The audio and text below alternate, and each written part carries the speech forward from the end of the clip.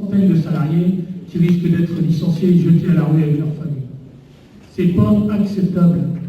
Je le dis, c'est pas acceptable. Je suis le premier représentant de la région métallurgie CGT.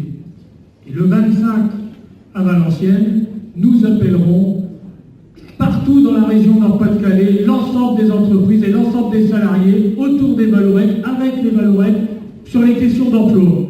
Parce qu'il n'y a pas que les Valorettes qui subissent aujourd'hui, en plus de ce qu'on connaît, qui subissent aujourd'hui ce genre de situation. On a Akers, ça a été dit tout à l'heure. Akers, c'est Berlaymont, c'est dans la Sambre, c'est pas loin. On a des menaces sérieuses, très sérieuses, sur Alstom et Bombardier, de grosses entreprises de l'arrondissement que tous nous connaissons. Et il y a un tas d'autres entreprises qui sont menacées aujourd'hui. Alors oui, tout à l'heure, Fabien Roussel le disait, il y a eu des victoires, notamment avec Cévenor. Je suis un salarié de Télénor, je l'ai été longtemps, j'étais le secrétaire général du syndicat CGT et j'ai participé au combat qui a été mené à Cévenor. Néanmoins, aujourd'hui, c'est des centaines d'emplois qui ont disparu chez Cévenor, malgré tout.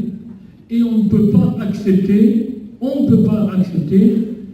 ce genre de situation parce que les salariés de Cévenor aujourd'hui, un peu comme le disait Eric Pecker tout à l'heure chez Toyota, ben oui, ils subissent la productivité et ils doivent courir et ils sont esquintés après 10 ans d'exploitation et ça, c'est pas supportable non plus.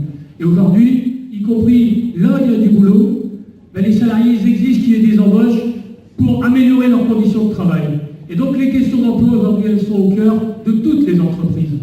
Alors évidemment, les salariés de Valorettes aujourd'hui sont en première ligne. Et il n'est pas question de les laisser. Et oui, les questions d'unité sont posées. Mais l'unité des salariés est bien plus importante que l'unité syndicale ou l'unité des politiques. C'est les salariés dans la vie qui feront la différence. Alors après, qui est ces questions de discussion entre nous, entre les organisations syndicales et les politiques? Oui, évidemment, et pourquoi pas. Mais nous le savons, il y a des vraies différences d'approche.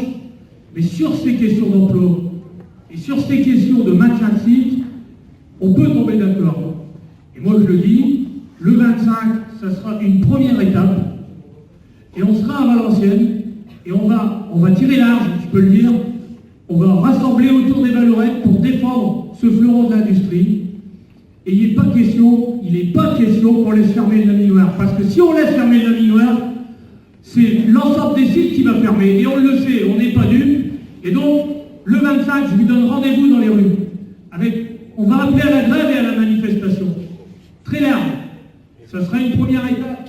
Il y aura le samedi 5 mars en Sabre-Avesnois, à Aulnois. Et pourquoi pas, ça a été évoqué le 6 avril, pourquoi ne pas aller voir les actionnaires là, de Valorettes et leur tirer un peu les oreilles en leur disant mais ça suffit maintenant. Bon, si on leur arrache une chemise, peut-être qu'on ira en prison.